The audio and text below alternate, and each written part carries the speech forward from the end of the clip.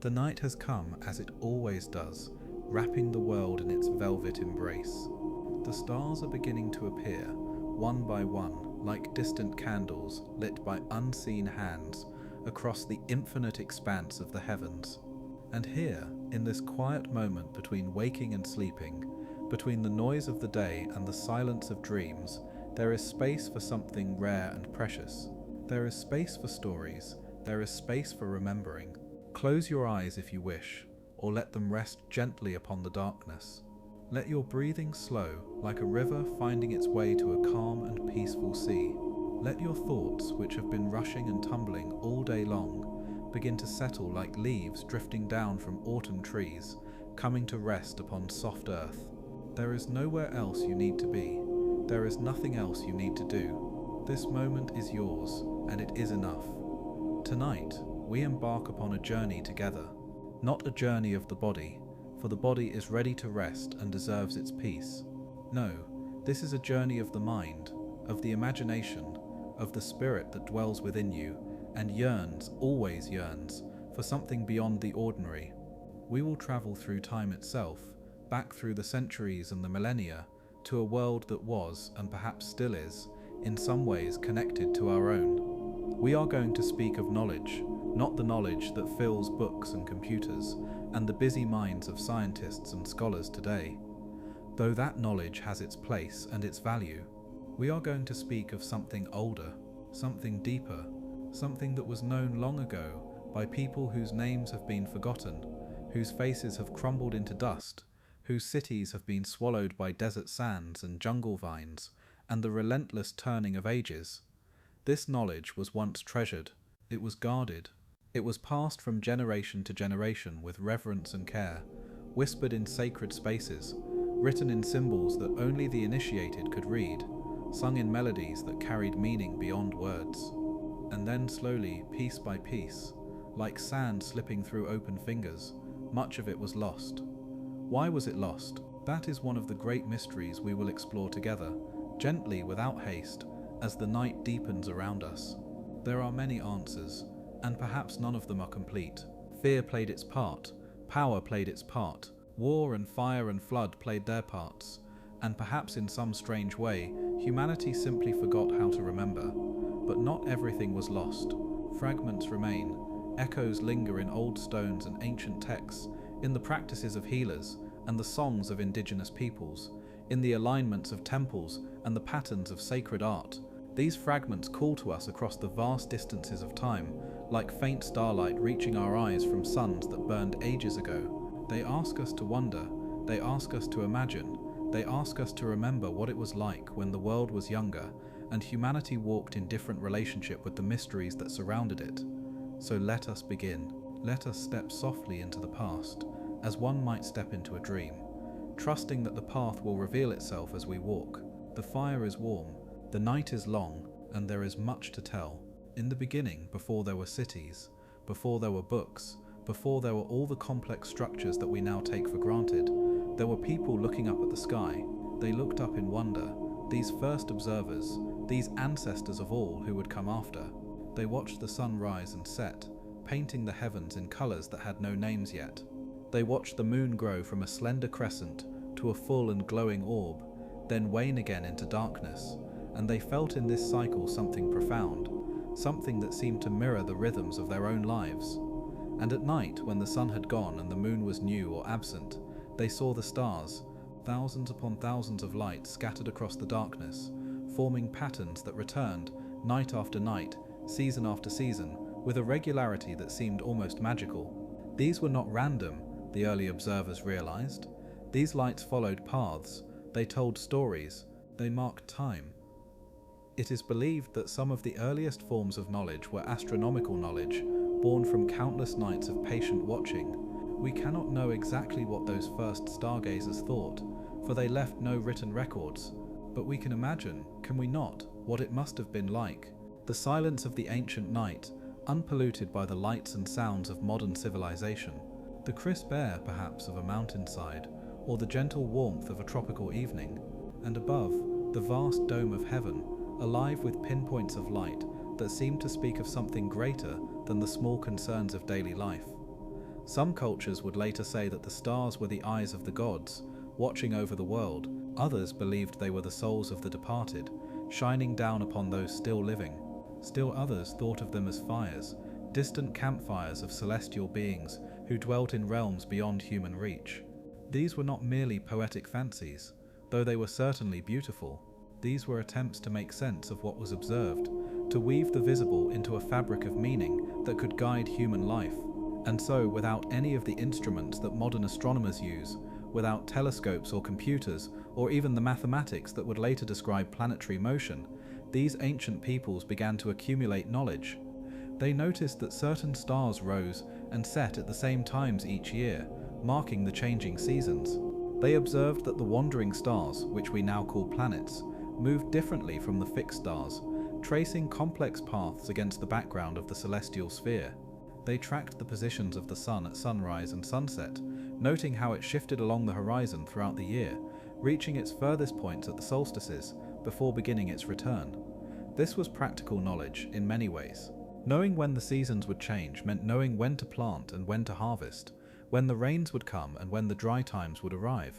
But it was also sacred knowledge, knowledge that connected humanity to forces far greater than itself. To know the sky was to know something of the order of the universe. To predict the movements of celestial bodies was to participate, in some small way, in the workings of eternity. The ancient Egyptians were among the most devoted students of the heavens, or so we are told by the fragments that remain. They built their great temples aligned with specific stars, so that on certain nights of the year, starlight would stream down corridors and illuminate inner sanctuaries. The Great Pyramid of Giza, that most enduring monument of the ancient world, is oriented with remarkable precision to the cardinal directions, and its internal shafts point towards stars that were of great significance to Egyptian belief. Some scholars have suggested that these alignments were connected to the journey of the soul after death, as described in Egyptian texts, a voyage among the stars to join the immortal gods. Whether this interpretation is accurate, we cannot say with certainty. The Egyptians themselves left records, but many of their most sacred teachings were reserved for the priests and the initiated, passed down in ways that were never fully committed to writing, or were written in codes and symbols that we can only partially understand today. What we do know is that the sky mattered to them immensely. It was not a distant backdrop to human affairs, but a living presence, a source of meaning and guidance, and perhaps power. Similarly, the ancient Babylonians, those inheritors of even older Sumerian knowledge, devoted great effort to observing and recording celestial phenomena. They kept meticulous records of planetary positions, eclipses, and other astronomical events on clay tablets, some of which have survived to this day. Their observations were so precise that modern astronomers have been able to use them to understand events that occurred thousands of years ago. The Babylonians are often credited with developing the zodiac, that division of the sky into 12 sections through which the sun appears to pass during the course of a year. This system would later influence Greek astronomy and, through the Greeks, much of Western thought about the heavens. But the Babylonians did not study the sky purely out of intellectual curiosity, at least not in the way that modern science might. For them, the movements of the heavens were intimately connected to earthly events. They practiced a form of divination, reading the positions of planets and the occurrence of eclipses as signs of things to come, messages from the gods about the fate of kings and kingdoms. This practice would evolve into what we now call astrology, a system of belief that whatever one may think of its validity has persisted across cultures and centuries, testifying to humanity's enduring desire to find meaning in the patterns of the sky. Across the world, in the lands that would later be called the Americas, other civilizations developed their own profound understandings of the heavens. The Maya, in particular, created astronomical systems of extraordinary complexity. They tracked the cycles of Venus with remarkable accuracy, calculated the length of the solar year with precision that rivals modern measurements, and developed a calendar system that could project dates thousands of years into the future. Their temples and pyramids were aligned to mark solstices and equinoxes, so that on certain days, light and shadow would create dramatic effects, such as the famous descent of the serpent shadow at Chichen Itza during the spring and autumn equinoxes. The Maya also recorded their astronomical observations and calculations in books, painted on bark paper and folded accordion style. These codices contain detailed tables of planetary movements, predictions of eclipses, and much else besides. Tragically, during the Spanish conquest, most of these precious documents were destroyed. Only a handful survive today, and they are among the most treasured artifacts of Mesoamerican civilization. One cannot help but wonder what knowledge was lost when those other books were burned. What insights into the ancient Maya understanding of the universe vanished forever into ash and smoke. The destruction of the Maya codices was not an isolated event. Throughout history, knowledge has been lost to fire and war and deliberate destruction. Sometimes the loss was accidental, a consequence of conflict or natural disaster. Sometimes it was intentional, the result of one group's desire to suppress the beliefs and practices of another, and sometimes knowledge simply faded away, forgotten by generations who no longer understood its value or no longer had the means to preserve it. But let us not dwell on these losses just yet.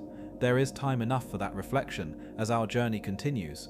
For now, let us linger a while longer under the ancient skies, imagining what it was like to be among those who knew them so well. The knowledge of the heavens was not confined to observatories and temples. It lived in the daily practices of ordinary people, woven into the fabric of their lives in ways that we might not immediately recognize. Farmers planted according to celestial signs, trusting that the same patterns that had guided their ancestors would continue to serve them. Sailors navigated by the stars, finding their way across vast oceans without charts or compasses, reading the sky as one might read a map. Communities gathered for festivals timed to the movements of the sun or moon, celebrating moments when the earthly and the celestial seemed to touch. In the islands of the Pacific, navigators developed techniques of astonishing sophistication. They could travel thousands of miles across open ocean, finding tiny specks of land amid the endless blue, guided by the stars, the patterns of waves, the behavior of birds, and countless other subtle signs. This knowledge was not written down. It was carried in memory, in song, in the very bodies of those who practiced it. Passed from master to apprentice through years of training, it was a living tradition, adapting and growing even as it preserved the wisdom of ages past. Some anthropologists and historians suggest that this form of oral transmission may have been in some ways more resilient than written records. Scrolls and books can be burned, stone inscriptions can be weathered or destroyed, but knowledge held in human memory, shared through teaching and practice, renewed in each generation, has a different kind of life. It is more flexible, more able to respond to changing circumstances, but it is also more vulnerable in other ways. For if the chain of transmission is broken, if there are no longer students to learn from the masters, the knowledge can vanish utterly, leaving little trace behind. We see this pattern repeated across cultures. The Druids of the ancient Celts were said to memorize vast amounts of knowledge, including history, law, poetry, and what we might call philosophy or theology. They deliberately did not write their teachings down, believing perhaps that the written word could not capture the full depth of meaning, or perhaps fearing that such records might fall into the wrong hands. When the Druids were suppressed by Roman conquest, and later by the spread of Christianity, much of their knowledge disappeared with them. We have only glimpses now, fragments preserved in later writings, or in the traditions of peoples who maintained some connection to the old ways. Similarly, the shamans and healers of countless indigenous cultures carried knowledge of plants and medicines, of rituals and techniques for healing body and spirit, that was passed down orally through generations. These traditions still exist in many parts of the world, though they have faced enormous pressures from colonization, modernization, and the destruction of traditional ways of life. Ethnobotanists and anthropologists have worked to record some of this knowledge, recognizing its value not only for the cultures that created it, but for humanity as a whole. Yet much has already been lost, and much more is at risk. It is worth pausing here to reflect on what this means. We often think of knowledge as something that accumulates, growing steadily over time, like a river fed by many streams. And in some ways this is true. We know things today that our ancestors could not have imagined. Our sciences and technologies have given us powers that would seem miraculous to those who lived in ages past. But the story of human knowledge is not a simple tale of progress. It is also a story of loss, of forgetting, of roads not taken, and paths that were closed. Every time a language dies, and they are dying at an alarming rate in our modern world, a way of understanding reality disappears with it. Every time a tradition is broken, a thread connecting the present to the past is severed.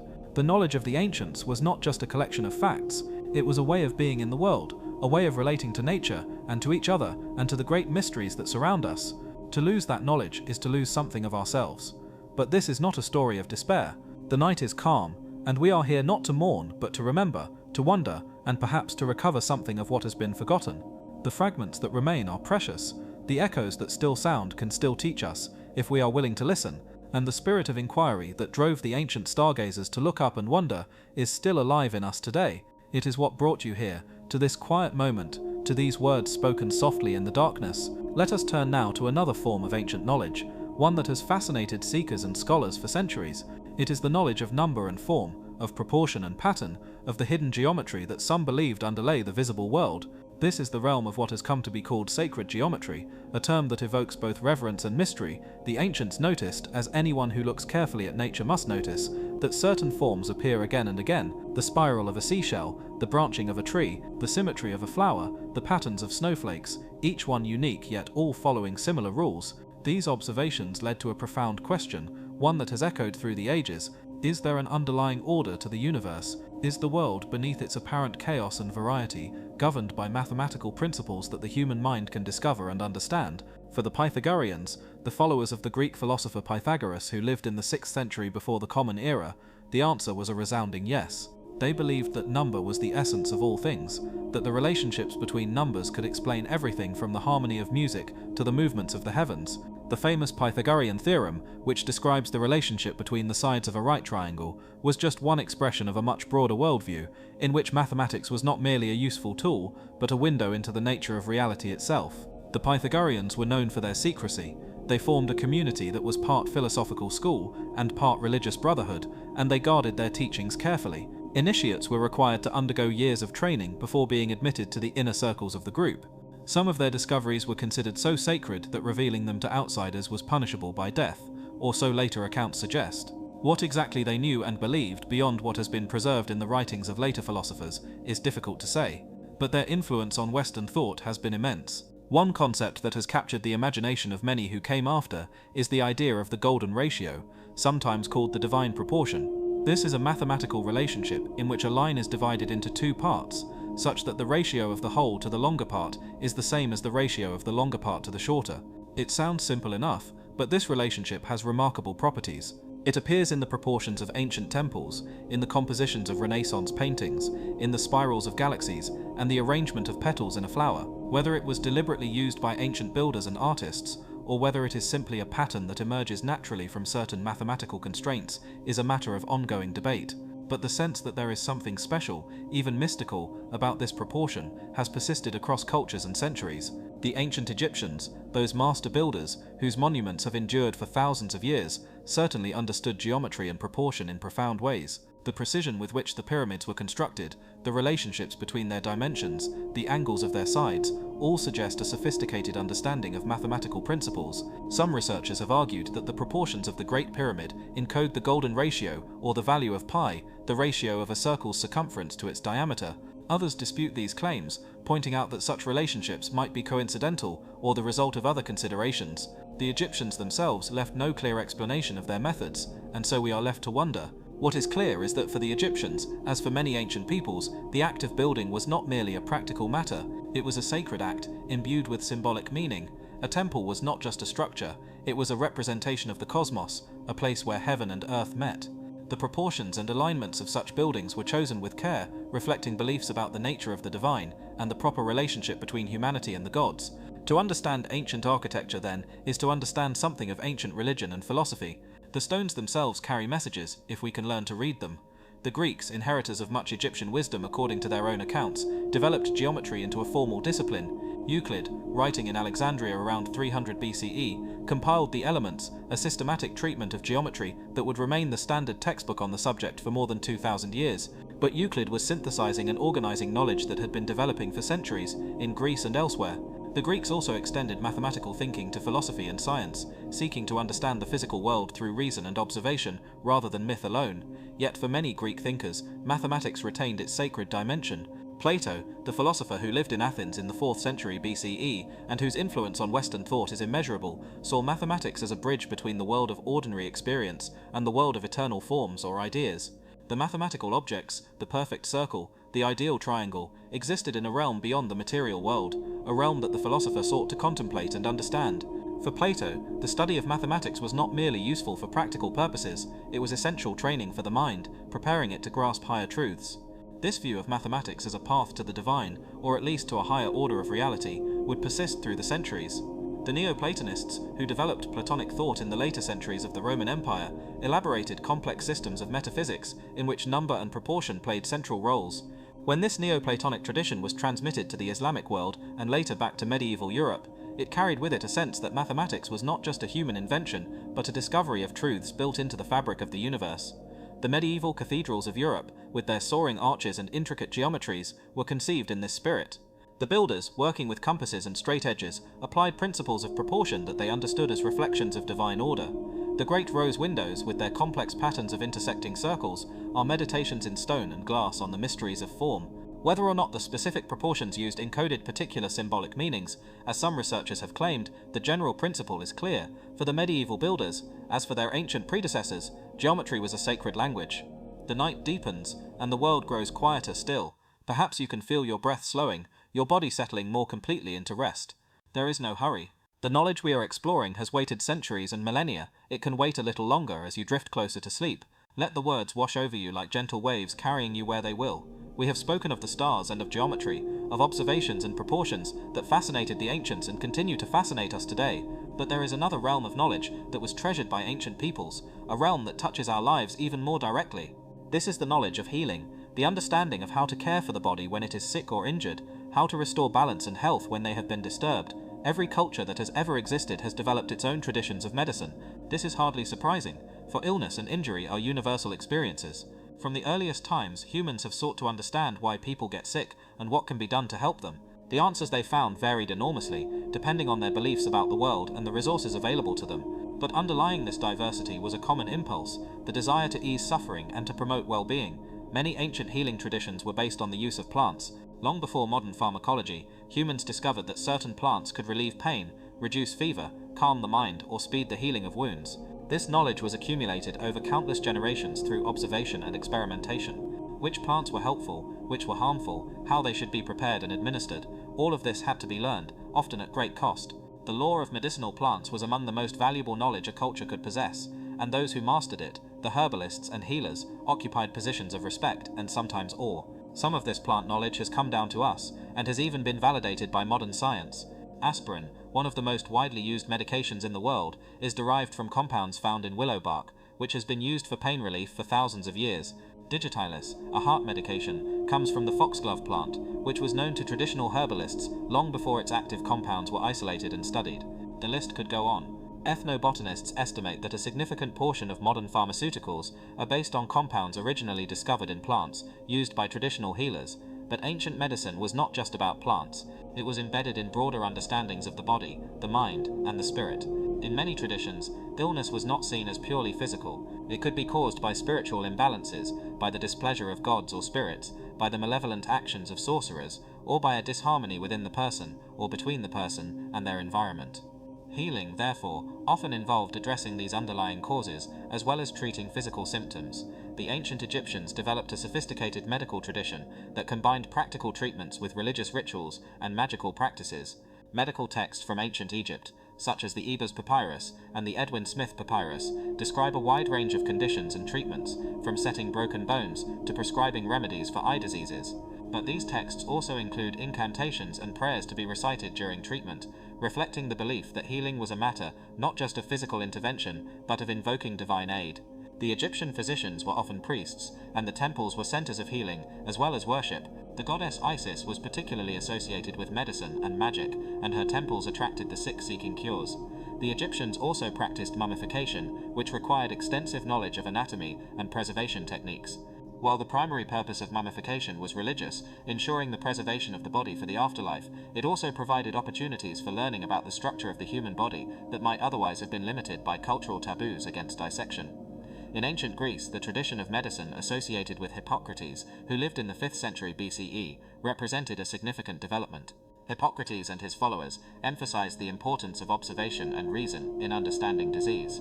They sought natural explanations for illness, rather than attributing it to supernatural causes. The Hippocratic Corpus, a collection of texts associated with this tradition, includes detailed descriptions of diseases and their causes, along with guidance for treatment based on diet, rest, and various remedies. Perhaps the most famous legacy of Hippocratic medicine is the idea of the 4 humours: blood, phlegm, yellow bile, and black bile. According to this theory, health depended on a proper balance among these fluids, and disease resulted when the balance was disturbed. Treatment aimed to restore equilibrium, often through dietary changes, bloodletting, or the use of purgatives. While this theory now seems outdated in light of modern understanding of physiology, it represented an important attempt to create a systematic framework for understanding the body. It dominated Western medicine for nearly 2,000 years. The Hippocratic tradition also bequeathed to later ages the ethical principles that are still invoked in medicine today. The Hippocratic Oath, or versions of it, is still taken by physicians in many countries, pledging to use their skills for the benefit of patients and to avoid doing harm. The principle of primum non nocere, first do no harm, is a cornerstone of medical ethics, reminding practitioners that the desire to help must be tempered by caution and humility. In ancient India, a different medical tradition developed, one that has come to be known as Ayurveda. This Sanskrit term means the science of life, or the knowledge of longevity, and it reflects the comprehensive scope of this system. Ayurveda is not just about treating disease, it is about promoting health and well-being in all aspects of life.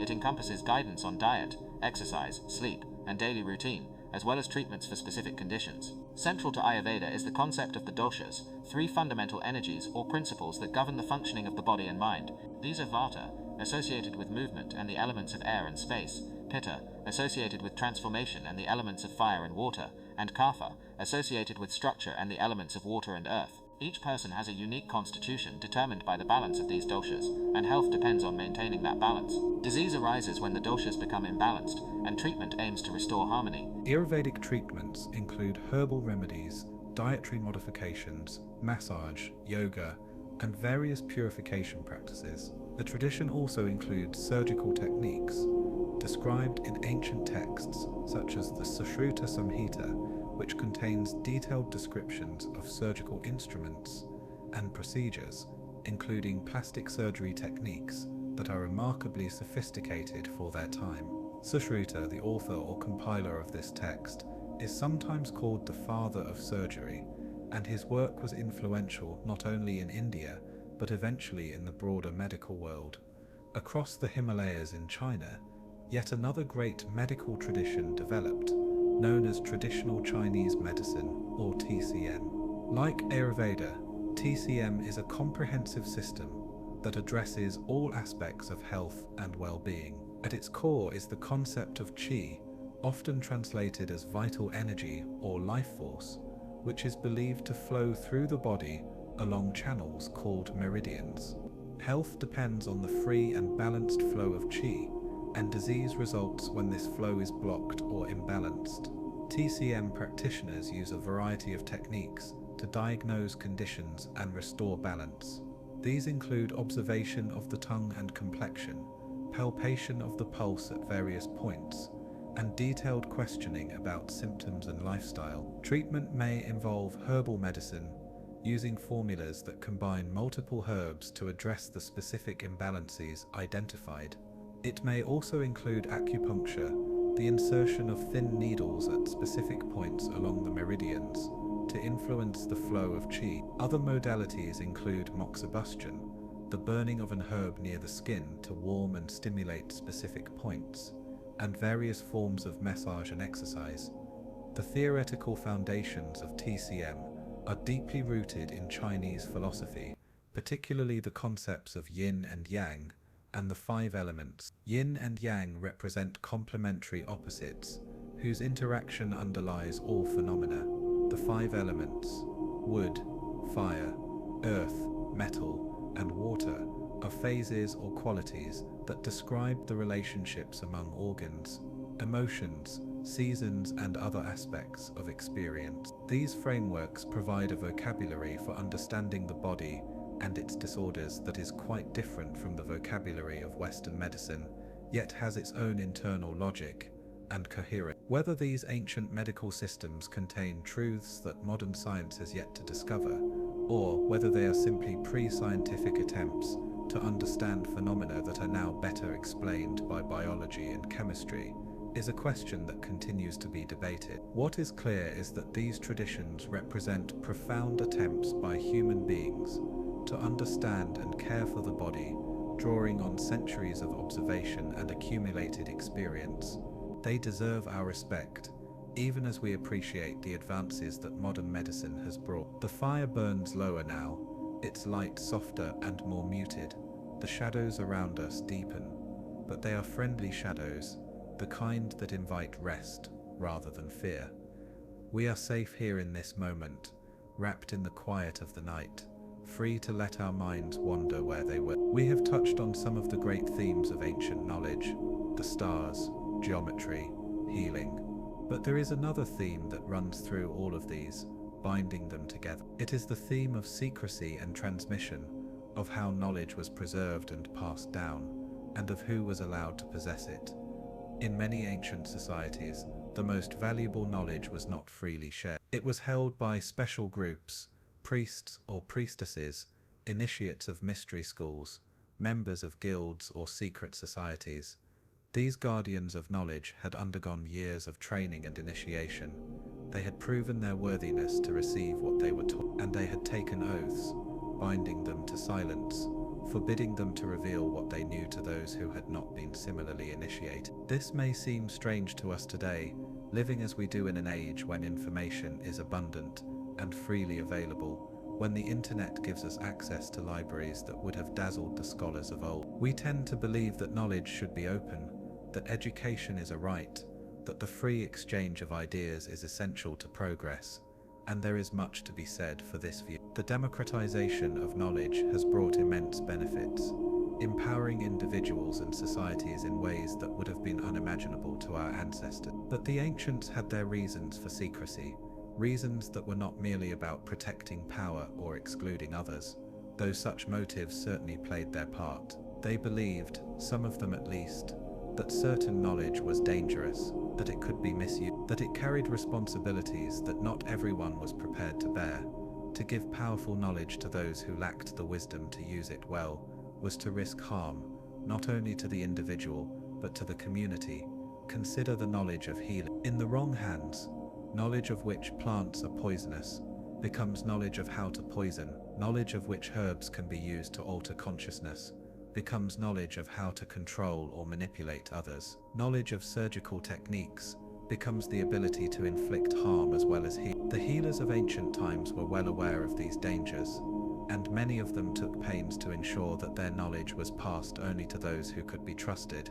Similarly, the knowledge of sacred geometry and the alignments of temples was not merely technical information. It was bound up with beliefs about the nature of reality and humanity's relationship to the divine. To possess this knowledge was to possess a form of spiritual power. The builders of the great temples were not just craftsmen, they were practitioners of a sacred art, and they understood that the structures they created were meant to serve purposes far beyond the practical. To share such knowledge indiscriminately would be, in their view, to profane what was holy. The mystery schools of the ancient world embodied this approach to knowledge. These were institutions or communities dedicated to the pursuit of spiritual truth and the transmission of sacred teaching. The most famous of them, perhaps, were the Eleusinian mysteries of ancient Greece, which for nearly 2,000 years drew initiates from across the Mediterranean world to participate in rituals whose exact nature remains unknown to us today. What happened at Eleusis was a closely guarded secret. Initiates were forbidden to reveal the details of the rites, and this prohibition was taken seriously enough that almost no descriptions of the core experiences have come down to us. We know that there was a preparation period, fasting and purification, followed by a journey to the sacred site. We know that there was a great hall where something was shown to the initiates, something that inspired awe and transformed their understanding of life and death. But what exactly was shown, what was experienced in those climactic moments, we do not know. The mystery schools promised their initiates knowledge of the deepest truths, answers to the great questions of existence. Why are we here? What happens when we die? What is the nature of the divine? Those who underwent the mysteries often spoke of the experience as the most important of their lives. They came away with a changed perspective, a sense of having glimpsed something beyond ordinary reality. Whether this was the result of ritual enactment, of substances that altered consciousness, of psychological techniques that opened the mind, or of genuine spiritual revelation is a question we cannot answer. The secret was kept. Other mystery traditions flourished in the ancient world. The followers of Orpheus, a legendary musician and prophet, practiced rites that promised purification and a blessed afterlife. The devotees of Mithras, a god worshipped especially by Roman soldiers, gathered in underground temples to enact rituals whose meaning was revealed only to the initiate. The cult of Isis, which spread from Egypt throughout the Roman Empire, offered its followers connection to a goddess who had conquered death and who promised the same to those who worshipped her truly.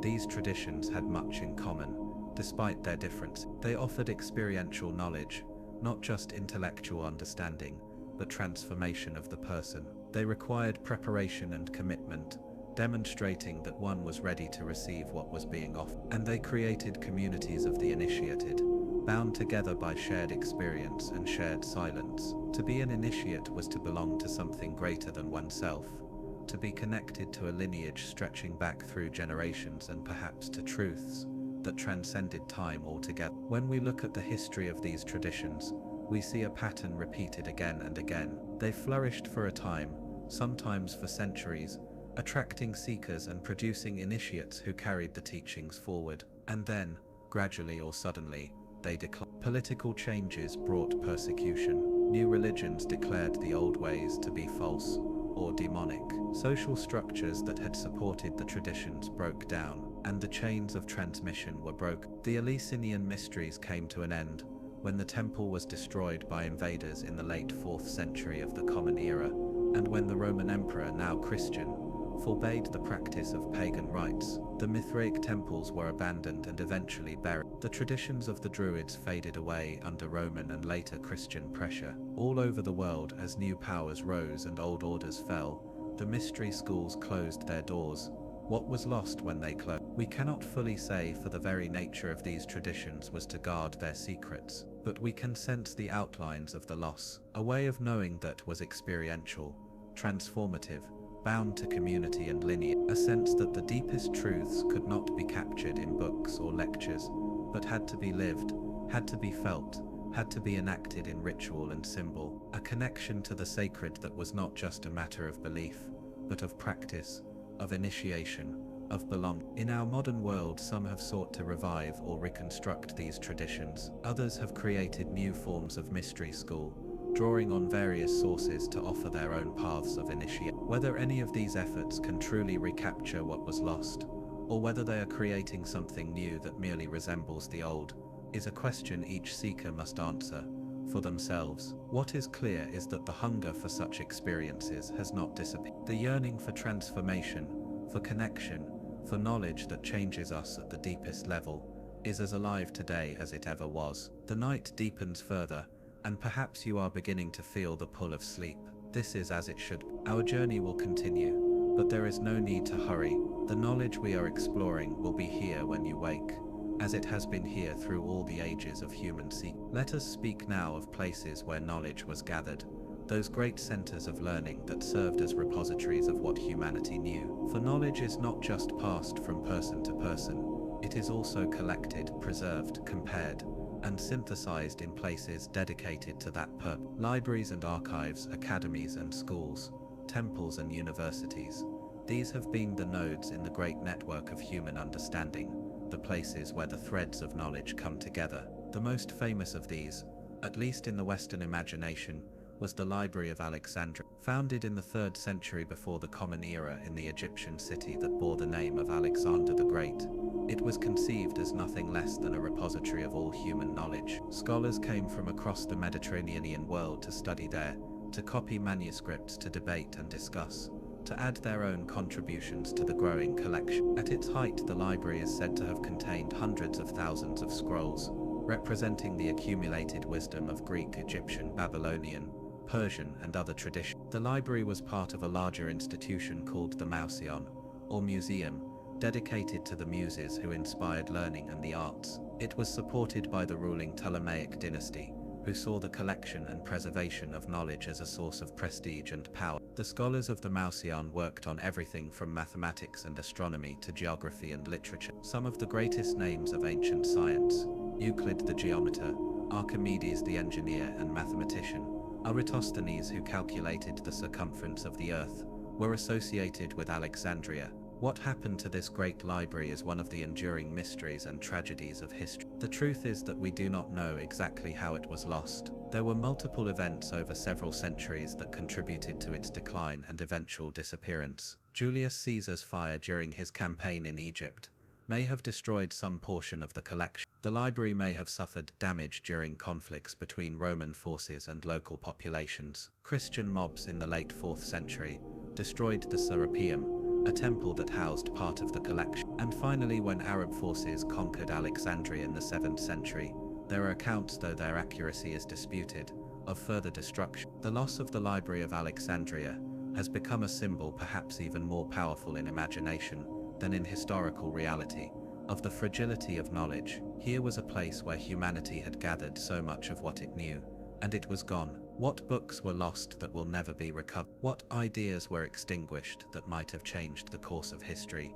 We will never know, and that very unknowing is part of what makes the story so poignant. But Alexandria was not the only center of learning in the ancient world, nor was its library the only collection to be lost. Throughout history, libraries have been destroyed by war and fire, by deliberate acts of destruction, by simple neglect. The great libraries of the ancient Near East, inscribed on clay tablets, were buried when the cities they served were conquered and abandoned. The library of the Assyrian king Ashurbanipal at Nineveh, which contained thousands of tablets including the famous Epic of Gilgamesh, was lost when the city fell in 612 BCE, only to be rediscovered by archaeologists in the 19th century. How much else lies buried still, waiting to be found or lost forever, we cannot say. In China, the first emperor, Qin Shi Huang, is remembered for many things, among them the construction of the Great Wall and the unification of the country. But he is also remembered for an act of destruction, the burning of books. Seeking to control thought and eliminate dissent, the emperor ordered the destruction of texts associated with rival schools of philosophy and the histories of the states he had conquered. Scholars who resisted were executed, while some texts were hidden and survived, and while the extent of the destruction has been debated by historians, the event stands as a stark reminder that knowledge can be deliberately suppressed by those in power. Similar episodes have occurred throughout history and around the world. The Spanish conquistadors and missionaries burned the books of the Maya and the Aztecs, viewing them as works of the devil. Libraries were destroyed during the various sacks of Rome and Constantinople. The Mongol conquests brought destruction to countless centers of learning across Asia. In more recent times, totalitarian regimes have burned books and persecuted scholars, seeking to control what people know and think. Yet knowledge is resilient as well as fragile. Books were hidden and copied in secret. Oral traditions continued even when written records were destroyed. Scholars fled from one place to another, carrying what they knew with them, and sometimes what was lost in one place was preserved in another. The works of ancient Greek philosophers, lost to Western Europe during the early medieval period, survived in Arabic translations made by scholars in Baghdad and Cordoba. When these works were translated back into Latin, they sparked a renaissance of learning in Europe, transforming Western thought. This story of loss and recovery, of destruction and preservation, of knowledge flowing across cultures and centuries, is one of the great themes of human history. It reminds us that what we know is built on the work of countless generations, and that the thread connecting us to that heritage is thinner than we might like to believe. It also reminds us that the impulse to learn, to understand, to preserve, is deeply human. Even in the darkest times, there have been those who valued knowledge enough to risk everything to protect it. We are approaching the end of this first portion of our journey, but there is much more to explore. The night is long, and there are many more stories to tell, many more mysteries to contemplate. But for now, let us pause and let the silence settle around us.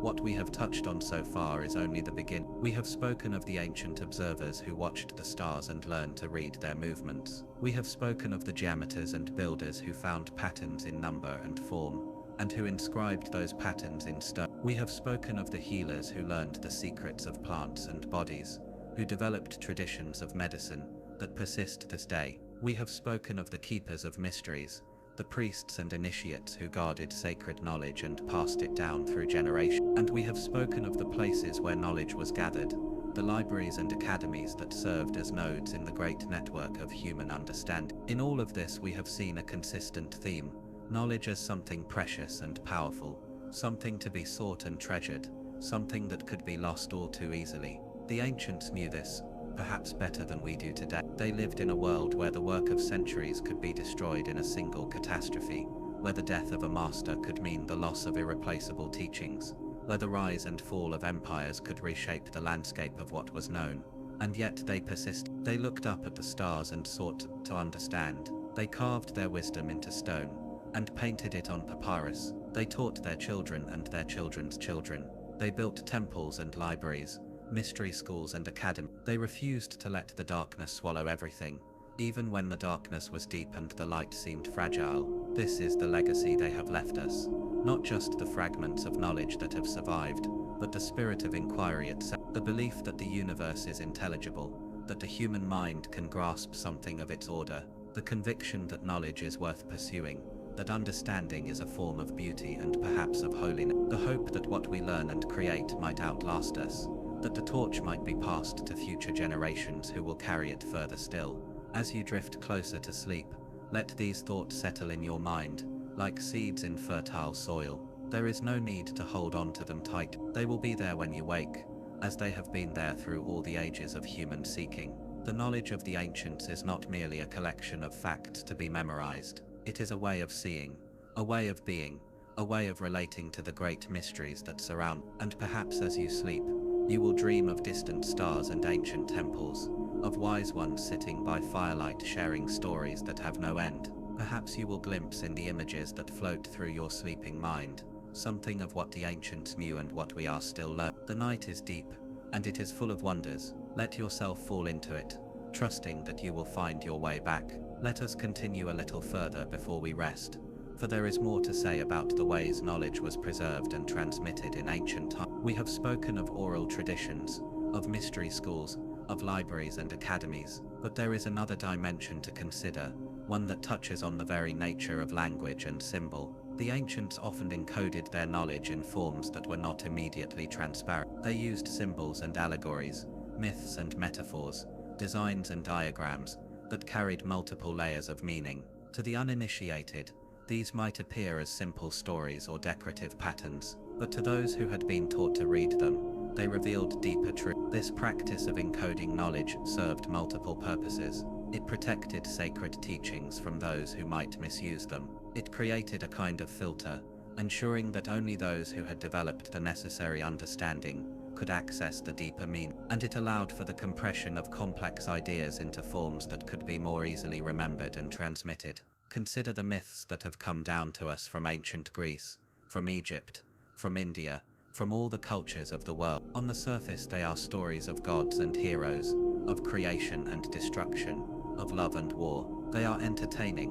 often beautiful, sometimes strange or troubling, but many interpreters, both ancient and modern, have seen in them more than mere entertainment. They have found philosophical teachings, psychological insights, spiritual truths concealed beneath the narrative surface. The Greek myths, for example, were subjected to allegorical interpretation by philosophers and scholars in the centuries before and after the Common Era. The stories of Zeus and Hera, of Demeter and Persephone, of Orpheus and Eurydice, were read as teachings about the nature of the soul, about the cycles of birth and death, about the relationship between the mortal and the divine. Whether the original creators of these myths intended such meanings, or whether later interpreters were reading their own ideas into the texts, is a question that scholars continue to debate. But the tradition of allegorical reading itself tells us something important about how the ancients understood the relationship between surface and depth, between the literal and the symbolic. In Egypt, the hieroglyphic writing system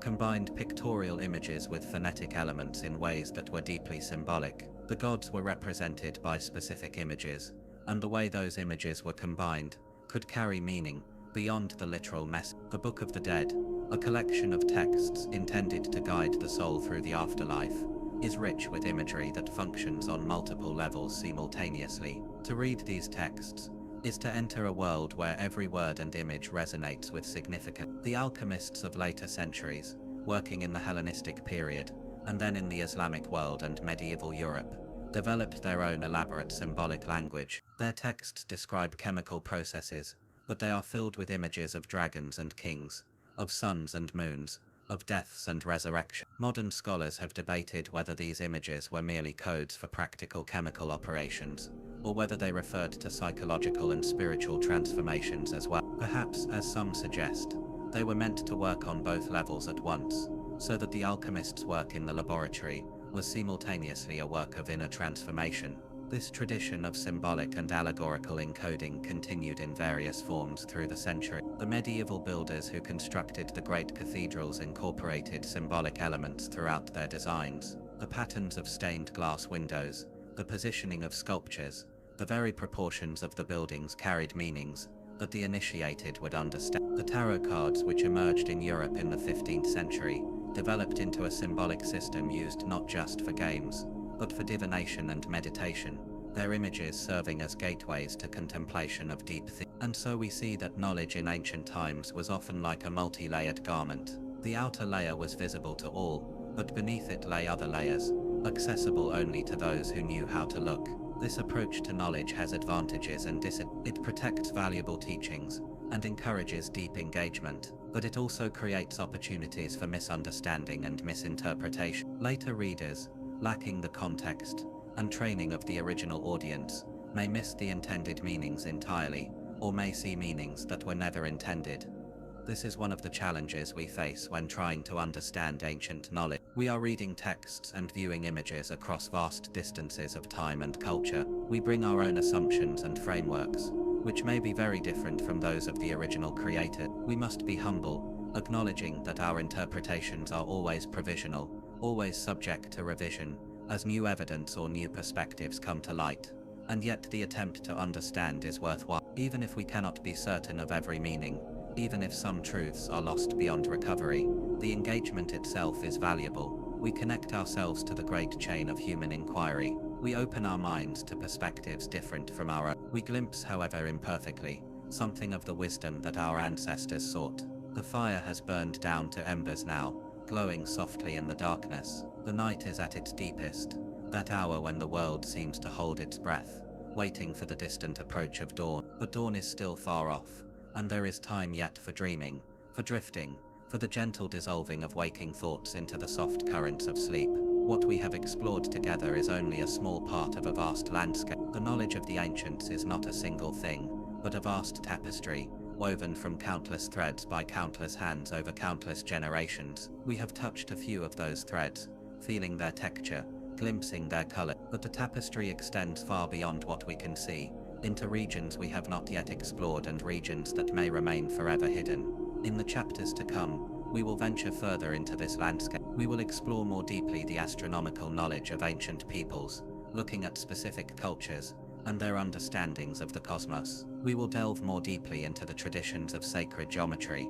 examining how proportion and pattern were used in art and architecture. We will trace the histories of ancient medical traditions, exploring their theories and practices in greater detail. We will look at the great libraries of the ancient world and the scholars who worked in. We will examine the mystery traditions more closely, trying to understand what was taught and why it mattered, and we will reflect on the forces that caused so much knowledge to be lost, and on what remains for us to discover. But for now, let these themes settle in your mind like stars settling into their places in the night sky. There is no need to grasp them firmly. They will remain part of the great constellation of human understanding, waiting to be contemplated again. When you are, the knowledge of the ancients calls to us across the ages, not as a demand but as an invitation. It invites us to wonder, to question, to imagine. It reminds us that we are part of a long story, a story that began before we were born, and will continue after we are gone. It assures us that the human spirit, with all its curiosity and creativity, has been seeking and finding, and preserving truth, for as long as there have been human beings to seek. And so as you drift toward sleep, know that you are held by this great story. You are not alone in the night. The watchers of the ancient skies kept their vigils, and something of their watching is in you. The builders of the great temples raised their stones, and something of their building is in you. The healers who learned the secrets of plants and bodies passed their knowledge down, and something of their knowing is in you. The keepers of mysteries guarded their sacred teachings, and something of their guarding is in you. You are part of the great tapestry. Your questions, your dreams, your moments of wonder are threads being woven. Even now, what you learn and what you create may outlast you, may touch lives you will never know, may become part of the heritage that future generations will receive. This is the gift of the ancients, not just the fragments of their knowledge that survive, but the spirit of inquiry, that animates them, the belief that the universe is worth understanding, the commitment to preserve what is learned, the faith that knowledge, shared and transmitted, is a light that need never go out. Hold this gift gently as you fall asleep. Let it accompany you into your dream, and when you wake, may you find that something of what you have heard has taken root, like seeds planted in the dark soil, waiting for the warmth of morning to call them into. Now let us speak of one more thing before this first chapter comes to a close. Let us speak of the nature of forgetting itself. For it is as much a part of our story as remembering. Forgetting is not merely a failure of memory. It is an active process, something that happens for reasons, though those reasons may not always be clear to us. We forget because our minds cannot hold everything. We forget because some things become less relevant as circumstances change. We forget because the frameworks within which knowledge made sense dissolve, and without those frameworks, the knowledge itself becomes unintelligible. We forget because those who knew die, and their knowledge dies with them. We forget because those who would suppress knowledge succeed in their efforts. The ancient world knew forgetting well. Civilizations rose and fell, and with them rose and fell the bodies of knowledge they had accumulated. The Sumerians, who developed one of the earliest writing systems, left behind thousands of clay tablets.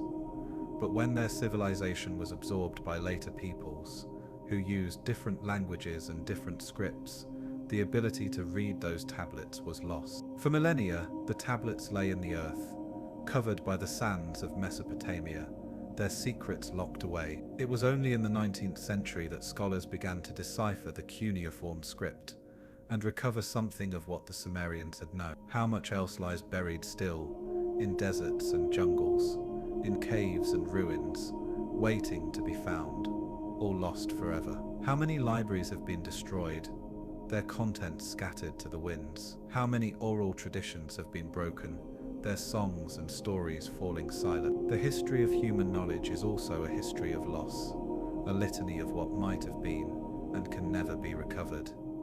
And yet, even forgetting has its place in the ecology of knowledge. What is forgotten may make room for what is new. Old ways of understanding, no longer adequate to changing circumstances, may need to be released before new understandings can emerge. The very incompleteness of our knowledge, the gaps and silences, may stimulate us to seek, to question, to imagine what might have been. The ancients were not perfect beings in possession of perfect knowledge. They were human, as we are, struggling to make sense of a world that was often confusing and frightening. They made mistakes, they held beliefs that we now know to be false. They created systems of explanation that were provisional, incomplete, sometimes contradictory, but they also achieved genuine insights, discoveries that still illuminate our understanding today. And they modeled for us the spirit of inquiry, the refusal to accept ignorance as final, the commitment to seek and to learn.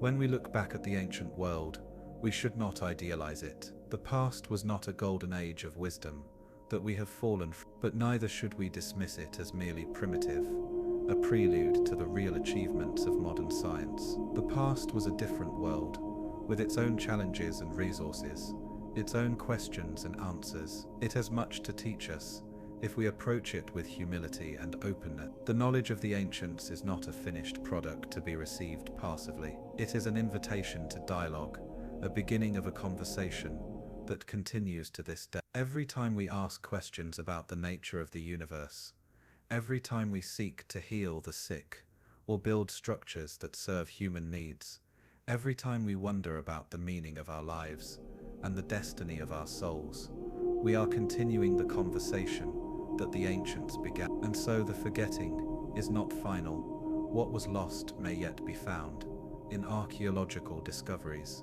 or in the recovery of neglected texts. What was silenced may yet speak again in the survival of traditions that were nearly but not quite extinguished. And what was never written down, what lived only in the practices and experiences of those who have gone before, may still echo in the depths of our own being, waiting to be recognized. The hour grows late, and sleep approaches. Let these words settle into silence now, like leaves coming to rest on still water. There is no need to hold on to anything, The journey will continue when you are ready, and all that you have heard will be there. The stars are still shining above, as they have shone through all the ages of human watching. The same constellations that the ancient priests studied turn slowly across the sky tonight. The same moon that the Babylonian astronomers tracked waxes or wanes in its eternal cycle. We are connected to the past, not just by books and records, but by the very cosmos that surrounds us. Let yourself feel that connection as you drift towards sleep. You are part of a great story, a story without beginning or end. The knowledge of the ancients flows through you, whether you know it or not, in the language you speak, in the numbers you count, in the very ways you perceive and think. And the questions they asked are still your questions, still worth asking, still capable of yielding new answers. Rest now. Let the fire die down. Let the night hold you gently. And when you dream, may you dream of ancient wisdom and present peace, of mysteries unveiled and mysteries still waiting to be discovered. The journey continues, but for now we have traveled far together in these hours. Though we have not moved from this place of quietude and repose, we have journeyed in imagination through the vast reaches of time, glimpsing the efforts of our ancestors to understand the world they inhabited and their place within it. We have touched on themes that will recur throughout our exploration: the observation of the heavens, the search for pattern and proportion, the quest for healing, the transmission of sacred knowledge, the gathering and loss of what was learned. These themes are interconnected, woven together like threads in a great tapestry. The astronomers who watched the sky also developed the mathematics that builders used in their construction. The healers who learned the properties of plants also understood something of the rhythms of nature that the stargazers tracked. The mystery schools preserved teachings that drew on all these domains and wove them together into comprehensive worldview. And the libraries that collected the written records of human knowledge contained texts on all these subjects and more.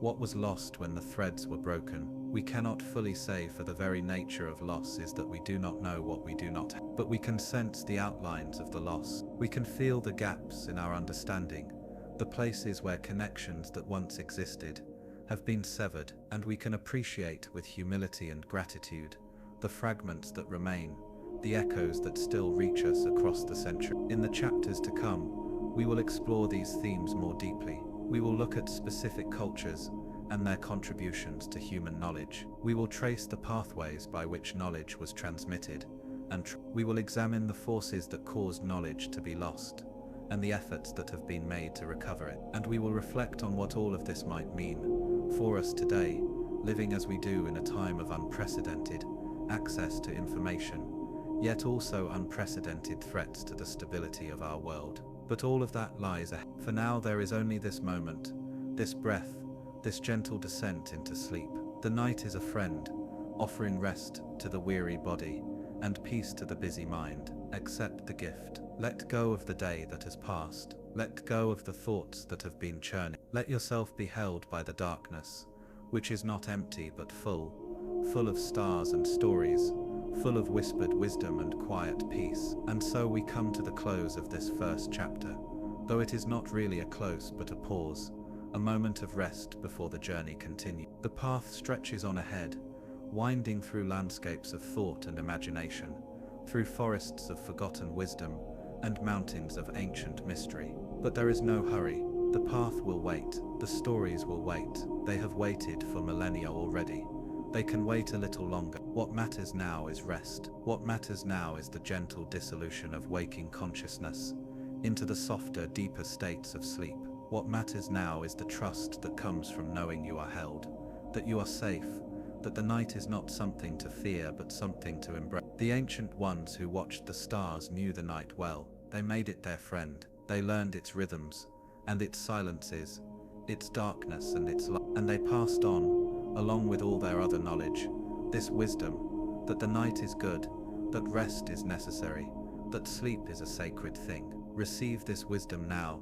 Let it settle into your bones. Let your body relax completely, releasing all the tensions and strains of the day. Let your breathing deepen and slow. Let your thoughts become softer, more distant, like clouds drifting across a twilight sky. And when sleep comes, do not resist it. Let it take you where it will.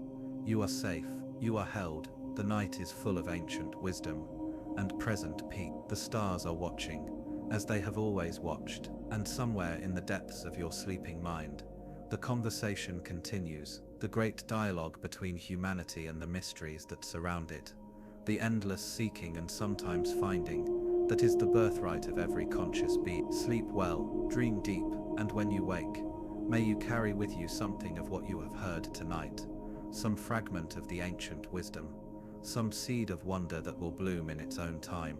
The fire has burned down to coals now, barely glowing in the darkness, but even coals hold warmth, and even embers can be kindled again into flame. So it is with knowledge, with wisdom, with all that humanity has learned and forgotten, and will learn again. The spark is never fully extinguished, the light endures.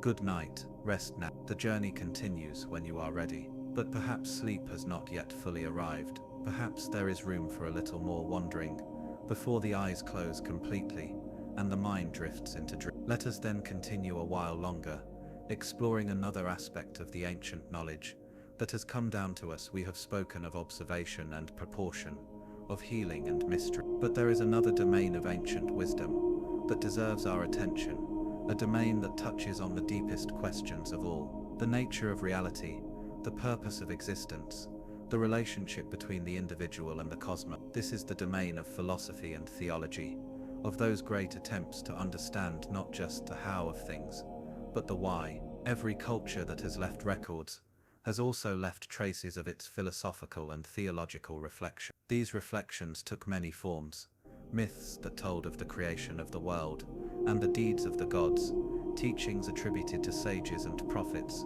systems of thought elaborated by schools of disciples, sacred texts that were treasured and studied. Different as these forms are, they share a common impulse, the desire to make sense of the human condition, to find meaning in the face of suffering and death, to discern the order, if any, that underlies the apparent chaos of experience. In ancient India, thinkers developed elaborate philosophical systems that explored the nature of the self, the structure of reality, and the paths to liberation from suffering. The Upanishads, composed over many centuries, record conversations and reflections on these themes. They speak of Brahman, the ultimate reality underlying all things, and of Atman, the innermost self that is, in its deepest essence, identical with Brahman. They teach that the world of ordinary experience, with all its multiplicity and change, is in some sense illusory, a veil obscuring the truth of unity and permanence that lies beneath.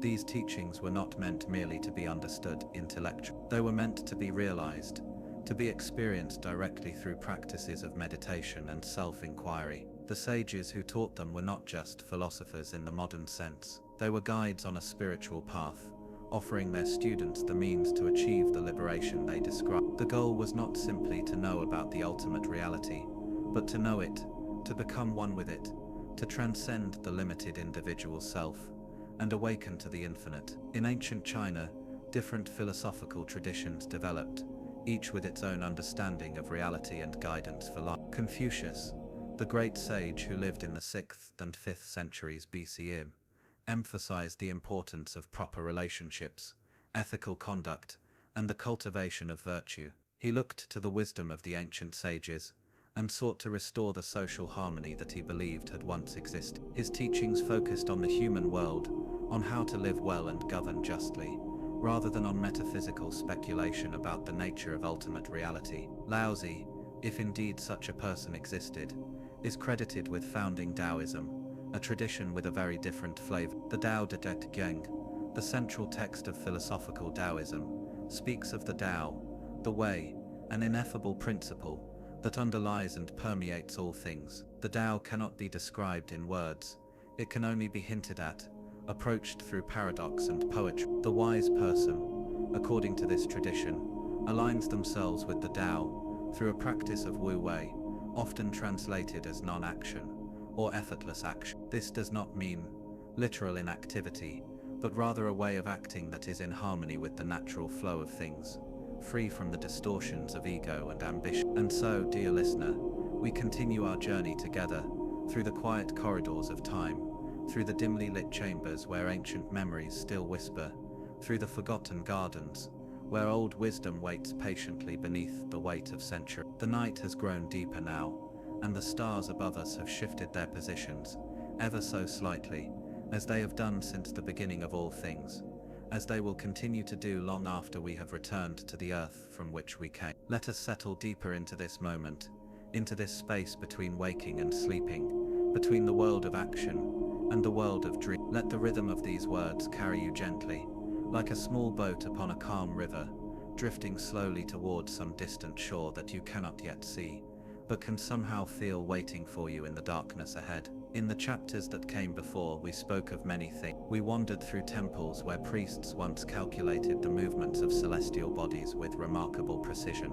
We stood in the ruins of great libraries where the accumulated wisdom of centuries once filled countless scrolls and tablets. We traced the outlines of sacred geometry carved into stone, patterns that seemed to speak of some deeper understanding of the universe that our ancestors possessed and cherished. But now, in this final portion of our nighttime journey, we turn our attention to something perhaps even more mysterious, something more fragile and yet more enduring than all the carved stones and written manuscripts of the ancient world. We turn our attention to the living tradition of knowledge passed from one generation to the next, through the most ancient and human of all technologies, through the simple act of one person speaking to another, through stories told beside fires on dark nights, through songs sung to children who would one day sing them to their own children, through whispered teachings shared between master and student, in quiet moments of trust and dedication. This is the realm of oral tradition, the vast and largely invisible river of human knowledge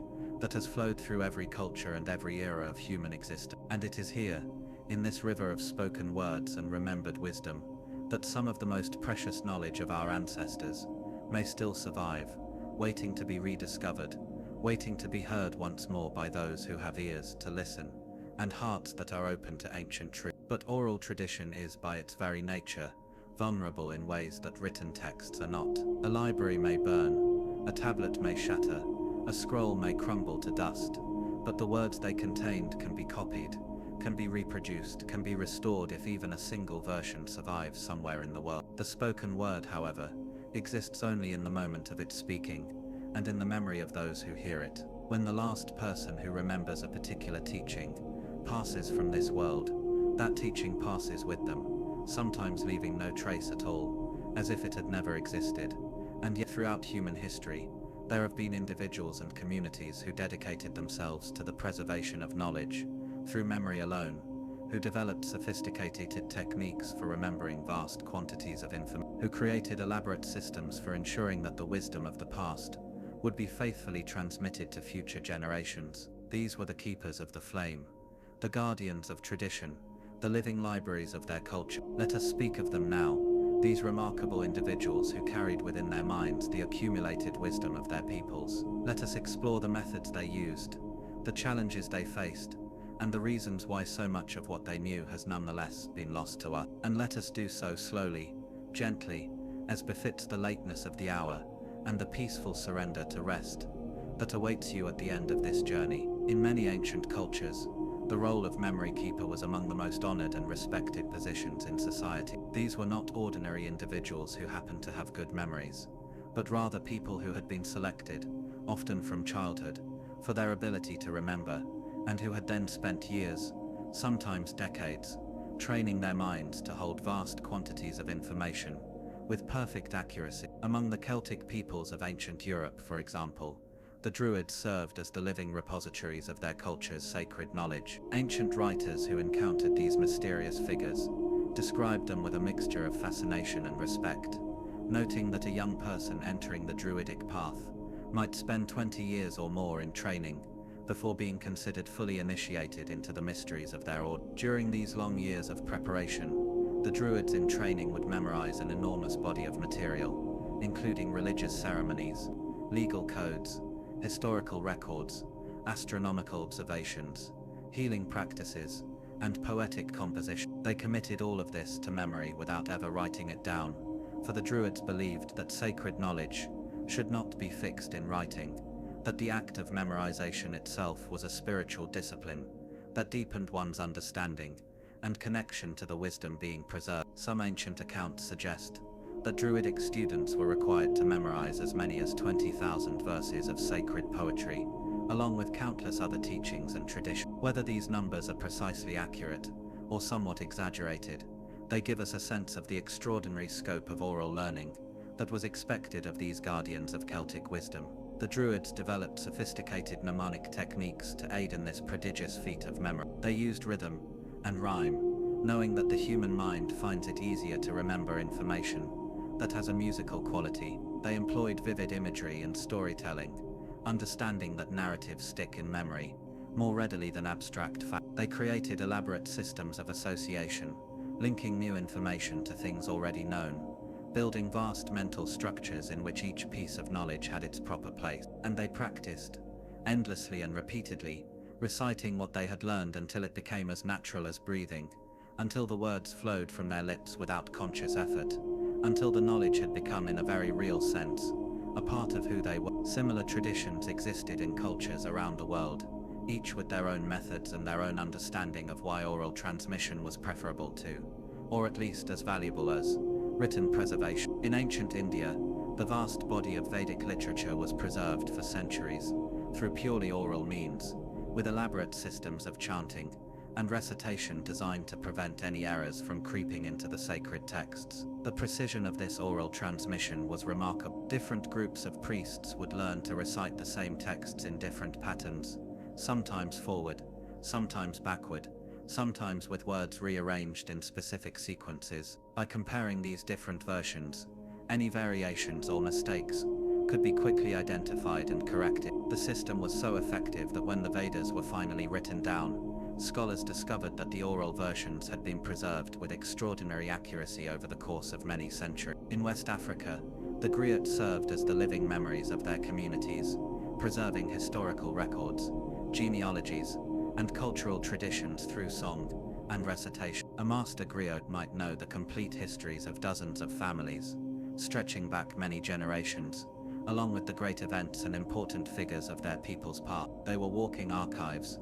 living links to the ancestors, and their role was considered sacred and essential to the well-being of their communities. Among the Aboriginal peoples of Australia, elaborate songlines crisscrossed the continent, encoding not only spiritual and mythological information, but also practical knowledge about the land, including the locations of water sources, food resources, and safe paths through difficult terrain. By singing the appropriate songs in the correct sequence, a knowledgeable person could navigate across vast distances, using the lyrics as a kind of mental map that had been refined and tested over countless generations. In the islands of the Pacific, master navigators learned to read the stars, the waves, the winds, and the behaviors of birds and sea creatures, building up a vast store of knowledge that allowed them to sail across thousands of miles of open ocean without any instruments or chart. This knowledge was transmitted orally from master to student, often within specific families or lineages, and it required years of careful observation and practice to fully master. Among the indigenous peoples of the Americas, medicine people and ceremonial leaders preserved knowledge of healing plants, sacred rituals, and spiritual teachings that had been developed and refined over many generations. Much of this knowledge was considered too powerful or too sacred to be shared widely, and was therefore kept within small circles of initiated individuals who were responsible for passing it on to the next generation of keepers. In all of these traditions, and in countless others around the world, we see the same basic pattern, a recognition that certain kinds of knowledge were too important, too valuable, or too sacred to be left to the vagaries of written transmission, that the living connection between teacher and student, between elder and youth, was essential to the proper understanding and preservation of wisdom. And there is something deeply beautiful in this understanding, something that speaks to the fundamentally human nature of knowledge itself.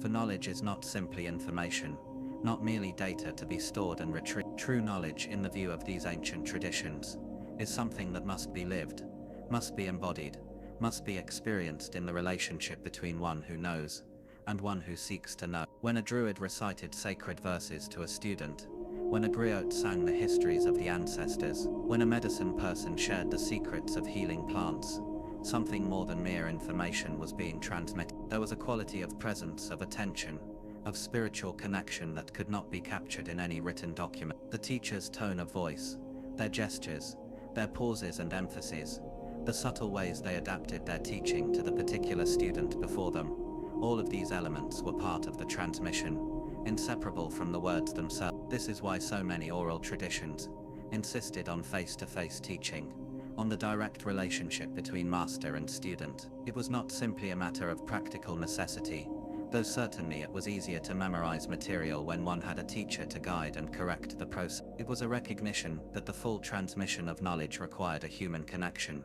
that wisdom could not be fully preserved in any medium other than the living human heart and mind. And here we begin to understand both the extraordinary strength and the profound vulnerability of oral tradition. Its strength lay in this human connection, in the way that knowledge was kept alive and vital through each act of transmission, never becoming stale or merely historical, always renewed in the present moment of teaching and learning. Its vulnerability lay in the same quality, for when the chain of transmission was broken, when the connection between teacher and student was severed, the knowledge could be lost in ways that were absolute and irrevocable. Let us pause here for a moment, dear listener, and let these thoughts settle gently into your consciousness, like autumn leaves drifting down to rest upon the surface of a still pond. There is no need to grasp too tightly at any of this, no need to remember every detail or analyze every implication. Simply let the ideas wash over you, let them become part of the quiet contemplation that fills this nighttime space. The world outside your window,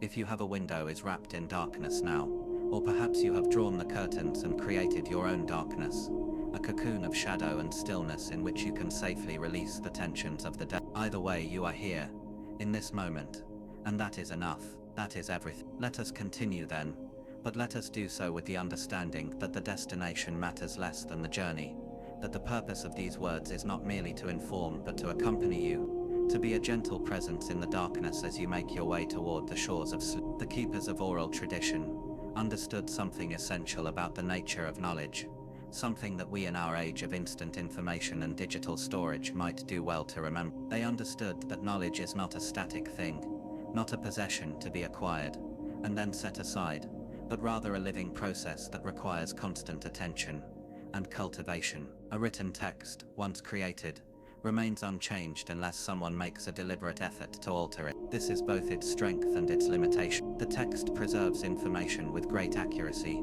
but it does so by freezing that information at a particular moment in time, capturing the understanding of its author at the moment of writing, but unable to grow or adapt as new insights become available. Oral tradition, by contrast, was alive in a way that written texts are not. Each time a teaching was passed from one person to another, there was an opportunity for subtle refinement, for clarification, for the incorporation of new experiences and observation. The core of the tradition remained stable, anchored by the mnemonic techniques and social structures that ensured faithful transmission, but the tradition as a whole was never entirely static, never completely closed to development and growth. This living quality of oral tradition made it remarkably resilient in some ways. It could adapt to changing circumstances, could find new expressions for timeless truths, could remain relevant and meaningful to each new generation, in ways that ancient texts often struggle to do. But it also made oral tradition dependent on an unbroken chain of transmission, on the continuous presence of knowledgeable teachers and receptive students, willing to dedicate themselves to the work of preservation. When that chain was broken, whether by natural disaster, by war, by persecution, or simply by the gradual erosion of interest and commitment, the knowledge it carried could disappear with devastating completeness. Unlike a written text, which might survive in a single forgotten copy to be rediscovered centuries later, oral tradition left no such traces. When the last person who remembered a particular teaching died, that teaching died with them, often without anyone even being aware that something precious had been lost. This is one of the great tragedies of human history, though it is a tragedy that plays out largely in silence, invisible to those who come after. We know that vast quantities of oral knowledge have been lost over the millennia, but in most cases we cannot know what specifically has been lost, cannot even guess at the nature or value of the wisdom that has slipped away into the darkness of forgetting. Occasionally we catch glimpses of this loss, moments when we become aware that something has disappeared from the world. Ancient writers sometimes mention teachings or traditions that were already becoming rare in their own time, expressing concern that knowledge their grandparents had taken for granted was now in danger of being forgotten. Archaeologists sometimes find artifacts or inscriptions that hint at practices or beliefs for which we have no other record, tantalizing fragments that suggest the existence of entire systems of knowledge that have otherwise vanished completely. But far more often, the loss is total and complete. We do not know what we do not know. We cannot miss what we have never heard of. And so the accumulated wisdom of countless generations, the hard-won insights of our ancestors, the precious teachings of masters whose names have long been forgotten, all of this has slipped away into the vast silence of the past, leaving barely a ripple on the surface of human consciousness. This should not, perhaps, be a source of despair. The loss of knowledge is, in some ways, as natural as the loss of leaves from a tree in autumn. Everything that exists in time is subject to change and eventual dissolution, and knowledge is no exception. Perhaps some of what has been lost was ready to be let go, had served its purpose and was no longer needed by humanity in its continuing journey. Perhaps other teachings were too delicate, too dependent on specific cultural contexts, to survive the great upheavals and transformations that history has brought. And yet, one cannot help but feel a certain wistfulness when contemplating what has been lost, a quiet sadness for the wisdom that will never again be spoken, the songs that will never again be sung, the healing knowledge that will never again ease suffering, the spiritual insights that will never again illuminate the human heart. In a world that so often feels fragmentary and confused, one cannot help but wonder whether some of what we have lost might have helped us find our way, might have offered guidance and clarity that we desperately need but can no longer access. But come, let us not dwell too long in melancholy. The night is meant for rest, not for grief, and there is still much to explore before we reach the gentle conclusion of our journey. Let us turn our attention now to the guardians themselves, to the remarkable individuals who dedicated their lives to the preservation of knowledge, and to the challenges they faced in carrying out their sacred responsibilities. In every culture that valued oral tradition, there were those who were recognized as the special keepers of knowledge, the ones to whom the community looked for wisdom and guidance, the ones who were trusted to hold the most precious teachings of their people and to transmit them faithfully to future generations. These individuals occupied a unique position in their societies, set apart from ordinary life in various ways, bound by special rules and obligations, honored for their learning and their dedication.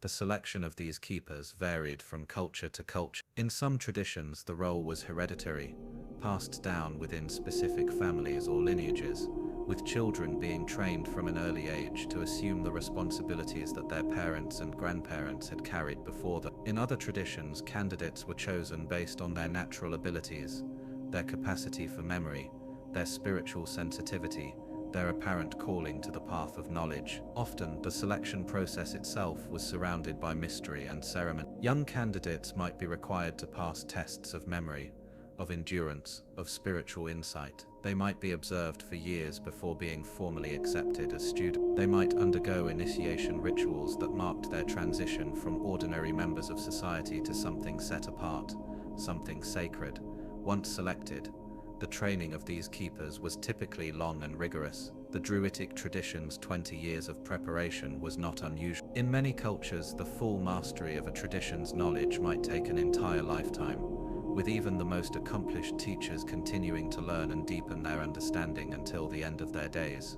This training was not merely intellectual. The keepers of knowledge were expected to embody the wisdom they preserved, to live their teachings, to demonstrate in their own character and conduct the truths they had been entrusted to transmit. A griot who sang of honor and courage was expected to be honorable and courageous. A druid who spoke of the interconnection of all life was expected to live in harmony with the natural world. A medicine person who taught the way of healing was expected to be a healer in the fullest sense, not only of bodies but of communities and spirit. This integration of knowledge and life is something that has largely been lost in our modern understanding of education and expertise. We tend to separate what a person knows from who a person is, to value information without particularly caring about the character of the one who possesses it. But in the ancient traditions of oral knowledge, this separation would have been incomprehensible. Knowledge was not something one had, it was something one became.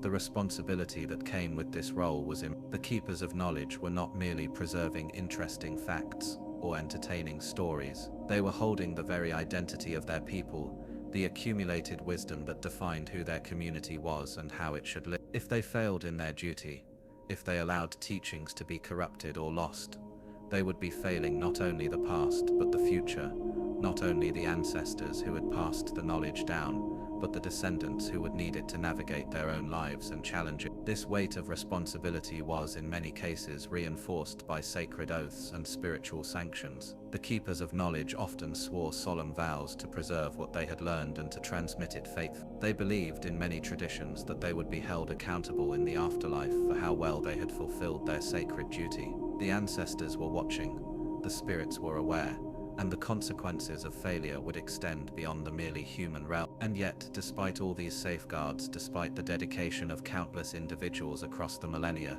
despite the elaborate systems designed to ensure faithful transmission, so much has been lost. The question of why this happened is complex and multifaceted, and there is no single answer that explains all the instances of lost knowledge throughout human history. But there are patterns we can observe, common factors that appear again and again in the stories of traditions that have faded and disappeared. One of the most obvious factors is simple violence. Throughout human history, conquering peoples have often sought to destroy the knowledge systems of those they conquered, recognizing that the keepers of tradition were also the keepers of identity and resistance. If you want to truly subjugate a people, you do not merely defeat their armies and occupy their lands. You attack their culture, their memory, their sense of who they are and where they came from. The ancient world offers many examples of this pattern. When one empire conquered another, the victors often killed or scattered the priests and scholars of the vanquished, burned their texts and temples, prohibited the practice of their tradition. The goal was not merely political control but something deeper,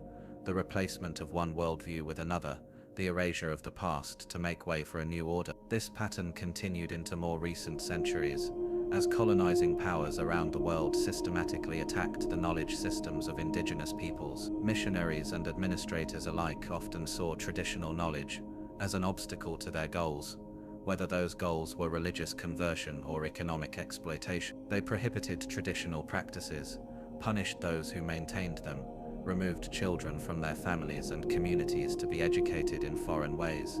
The effects of these policies were devastating. In a single generation, centuries of accumulated wisdom could be lost. Elders who had devoted their lives to learning the traditions of their people died without being able to pass on what they knew. Young people who might have become the next generation of keepers were instead taught to despise their own heritage, to see it as primitive and worthless. It is difficult to calculate the full extent of this loss. Some scholars have estimated that thousands of distinct bodies of traditional knowledge have been extinguished over the past few centuries, many of them without any record being made of what they contain. Languages have died, and with them the unique ways of understanding and expressing reality that they embodied. Ceremonial traditions have been forgotten, and with them the spiritual insights they preserved. Healing practices have been lost, and with them knowledge of medicinal plants and therapeutic techniques that had been refined over countless generations. But violence alone does not explain all instances of lost knowledge. Many traditions have faded away even in the absence of external attack,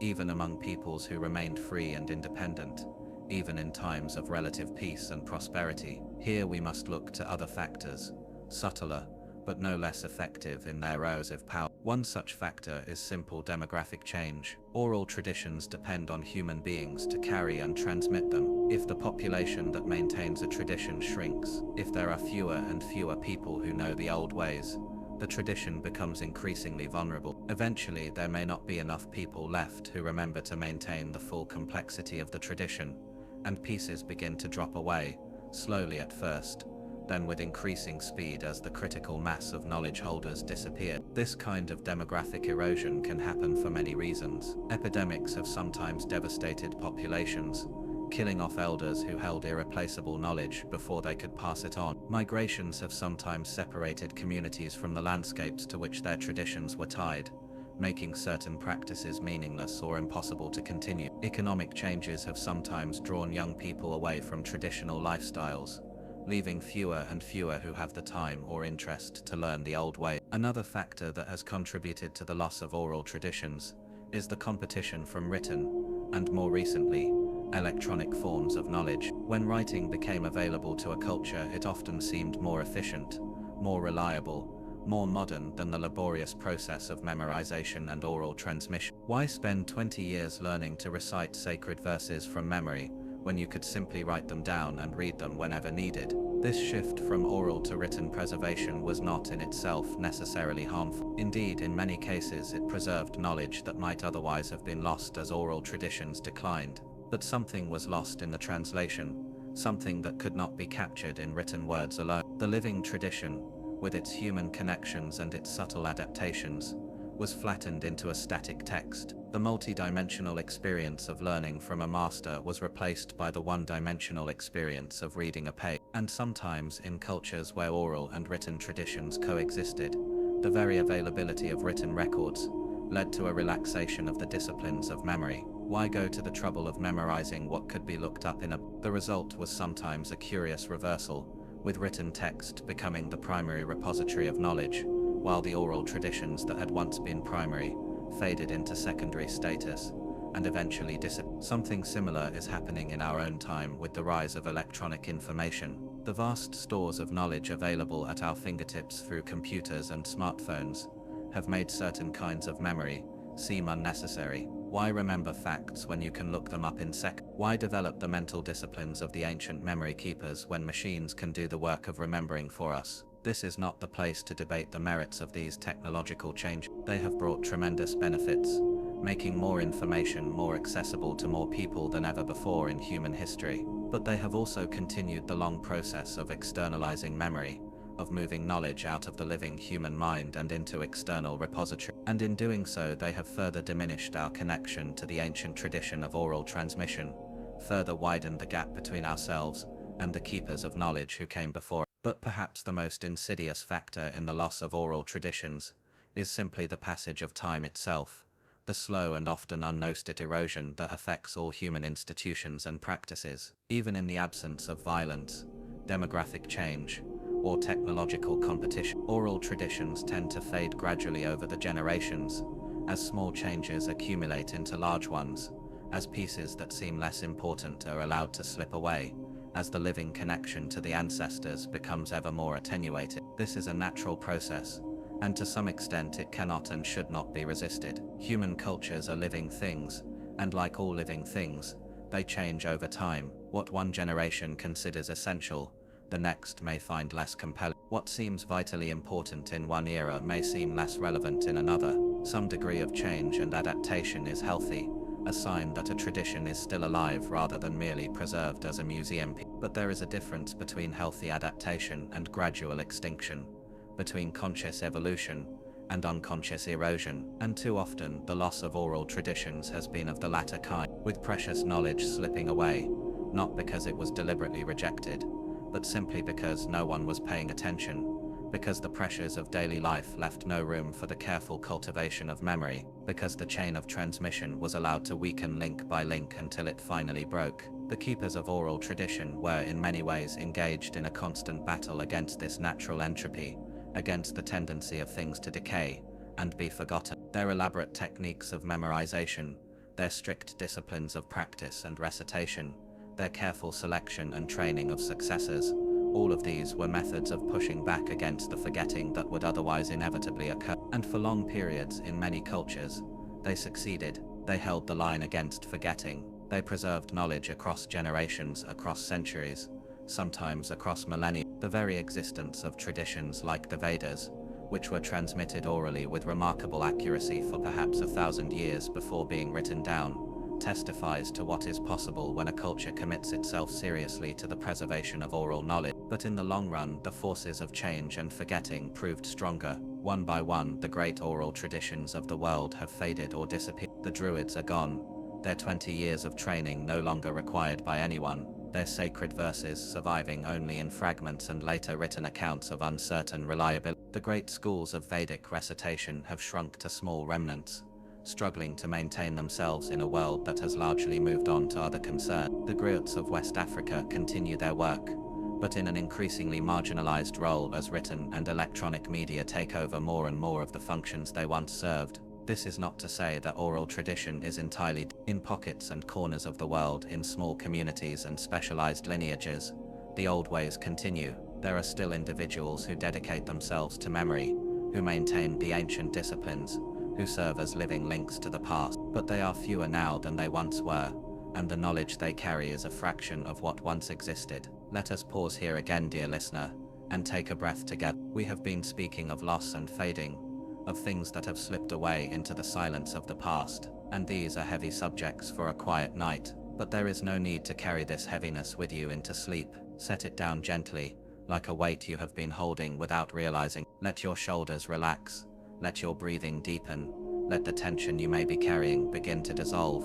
The losses we have been discussing are real, and they matter, but they are not the whole story, for even as old traditions have faded, new ones have emerged. Even as some knowledge has been lost, other knowledge has been gained. The human capacity for learning and creating and preserving knowledge has not disappeared. It has simply taken new form, and more importantly, from the perspective of this quiet nighttime conversation, the losses of the past are not your responsibility to fix or mourn. They happened long ago for the most part, through forces far beyond any individual's control. What matters now, in this moment, is simply that you are here, listening, resting, allowing the gentle current of these words to carry you toward the peace you seek. Let us continue then, but with a lighter step, with a gentler touch. Let us speak now not of what has been lost, but of what remains, not of the fading of old traditions, but of the persistence of wisdom in forms that we may not always recognize. For here is something remarkable, something that offers a kind of hope even in the face of all that has been forgotten. Some of the knowledge preserved by the ancient keepers of oral tradition was not entirely lost. Some of it found its way into written records, into later traditions, into the ongoing stream of human culture, and some of it perhaps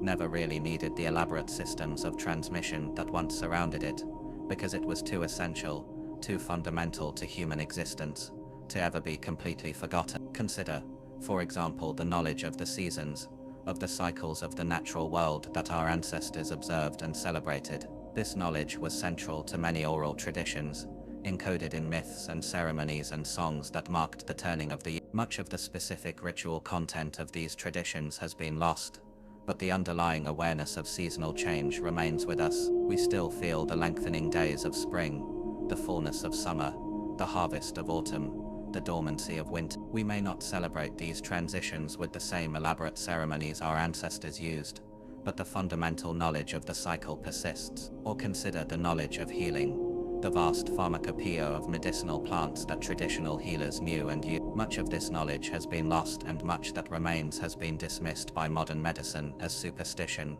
or folk belief. But modern science has also increasingly validated many traditional remedies, discovering that plants long used by indigenous healers do indeed contain compounds with therapeutic value. The aspirin you might take for a headache is derived from the bark of the willow tree, which was used for pain relief by traditional healers on several continents. The knowledge was nearly lost, but something of its essence has been recovered in a new form. Or consider the knowledge of human nature, the psychological and spiritual insights that wise teachers of every culture have sought to transmit to their students. The specific formulations of these teachings have often been lost, the particular metaphors and stories and practices that different traditions used, but the underlying truths they sought to convey, about the nature of suffering and the possibility of its relief, about the importance of compassion and wisdom, about the dangers of greed and hatred and delusion.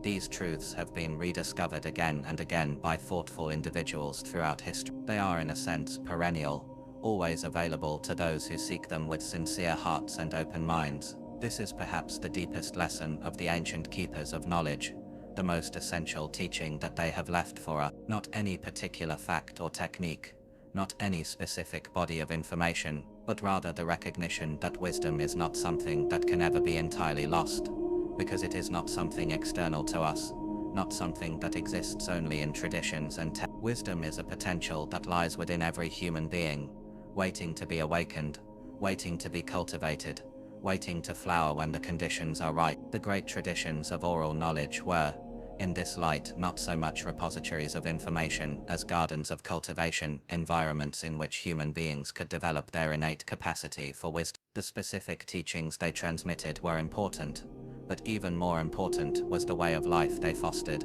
the attitudes and practices and relationships that allowed wisdom to grow. And this way of life, this approach to knowledge and learning, is still available to us. Even though the specific traditions that once embodied it have largely faded, we can still cultivate the qualities that the ancient keepers valued. We can still practice attention and memory. We can still seek out teachers and honor the relationship between mentor and student. We can still recognize that true knowledge requires not merely the acquisition of information, but the transformation of the one who knows. In a sense then, the wisdom of the past has not so much been lost as it has been scattered, dispersed into 1,000 forms and fragments that we may not always recognize for what they are. It is like a great library that has been destroyed, its books burned, its scrolls scattered to the wind. But here and there, pages have survived, fallen into corners, preserved by accident or by the care of individuals who recognized their value. And if we look carefully, if we search with patience and humility, we may still find these fragments, may still piece together some of what has been lost. But even more importantly, the original insights that gave rise to the ancient wisdom are still accessible, still waiting to be discovered anew by those who seek them. The Druids observed the natural world and discerned patterns and principles that they encoded in their teaching. Those patterns and principles are still there,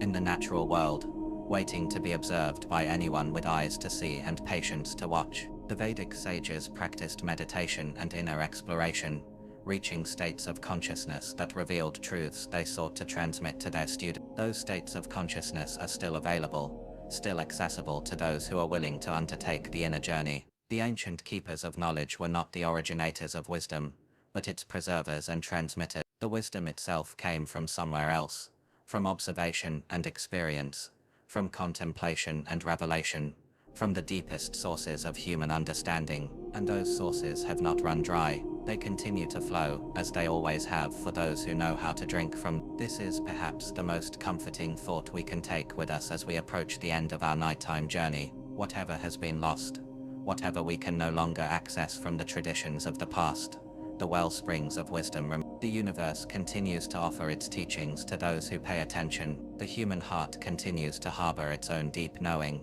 The truth that the ancient keepers sought to preserve is still here, still available, still waiting to be discovered and lived. And now, dear listener, we come to speak of the role of fear in the loss of ancient knowledge, of the ways in which those who held power have sometimes sought to suppress the wisdom of the past, and of the complex relationship between knowledge and authority that has shaped so much of human history. In the quiet of this night, as we move ever closer to the shores of sleep, these may seem like heavy subjects, too charged with conflict and tension for the peaceful rest you seek. But let us approach them gently, as observers rather than participants, as watchers from a safe distance who can contemplate the storms of history without being drawn into them. For fear has always been one of the great enemies of knowledge, and understanding how it works may help us to release our own fears, to let go of the anxieties and tensions that keep us from the rest we need. And in the end, as we shall see, even the greatest efforts to suppress knowledge have never been entirely successful. Truth has a way of surviving, of finding new channels and new expressions, of persisting even when those who hold power wish it would disappear. Throughout human history, there have been those who feared certain kinds of knowledge and sought to prevent its transmission. Sometimes this fear was genuine, arising from a sincere belief that certain ideas were dangerous, that they would lead to harm if they were widely known. The keepers of knowledge themselves often shared this concern, and many traditions included strict rules about who could receive certain teachings and under what circumstances. Some knowledge was considered too powerful for the unprepared, too easily misused by those who had not developed the wisdom and self-control to handle it responsibly. Healing knowledge, for example, often included information about plants and substances that could be used to harm as well as to help. Spiritual teachings sometimes described practices that could be dangerous if undertaken without proper guidance. Practical knowledge of metallurgy or alchemy might have implications for warfare that concerned those who possessed it. In these cases, the secrecy surrounding certain teachings was a form of protection, an attempt to ensure that powerful knowledge was only transmitted to those who could be trusted to use it wisely. This was the original meaning of the term esoteric, which comes from a Greek word meaning inner, or belonging to an inner circle. Esoteric teachings were not necessarily hidden because they were dangerous. but because they required a certain level of preparation and understanding to be properly received. But alongside this protective secrecy, there has also been another kind of restriction on knowledge, one motivated not by concern for the welfare of potential students, but by the desire of those in power to maintain their position. Those who control knowledge, control access to power, and throughout history, ruling elites have often sought to monopolize certain kinds of knowledge in order to maintain their authority. The classic example of this pattern is the restriction of literacy to small elite groups. In many ancient societies, the ability to read and write was jealously guarded by priestly or scribal classes, who used their monopoly on written knowledge to maintain their privileged position. By keeping the masses illiterate, they ensured that access to the wisdom contained in texts remained under their control. A similar dynamic often operated with oral traditions as well. The knowledge preserved by druids, by priests, by medicine people, was often transmitted only within closed circles, with strict rules about who could be initiated and what was required for admission. While some of these restrictions were genuinely protective, others served to maintain the power and prestige of the knowledge holders, to create dependency and to ensure that those who sought knowledge had to come to them. When the interests of those who held knowledge came into conflict with the interests of those who held political or military power, the results could be devastating for the traditions of knowledge. Rulers who felt threatened by the influence of priests or sages might seek to eliminate them, to destroy the texts and traditions they guarded, to replace them with more compliant sources of authority. This is what happened when the Roman Empire conquered Celtic lands and suppressed the Druids. It is what happened when the burning of the Library of Alexandria destroyed not only texts, but the scholarly community that had gathered around them. It is what happened in countless other instances throughout history, when knowledge that challenged or threatened those in power was deliberately targeted for destruction.